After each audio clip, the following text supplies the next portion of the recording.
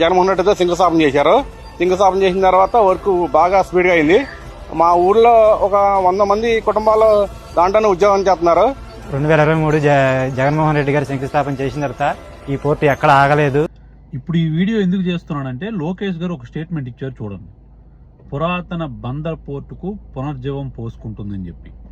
అంటే ఈ పోర్ట్ నిర్మాణం కూడా ఆయన ఖాతాలో వేసుకునే స్కెచ్ వేశారు ఆయన. భోగాపురం ఎయిర్పోర్ట్ ఎలా వేశారు?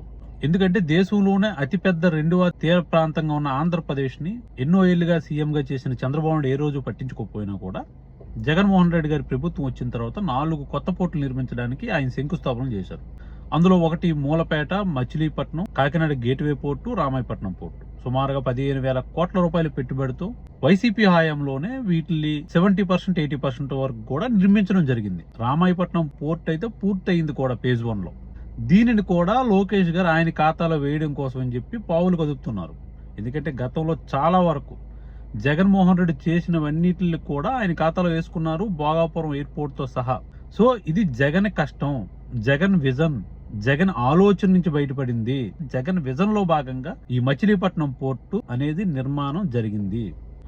అదే విధంగా 10 ఫిషింగ్ హార్బర్లు, 6 షిప్ ల్యాండింగ్ సెంటర్స్ కూడా జగన్ హయాంలోనే నిర్మించడం జరిగింది.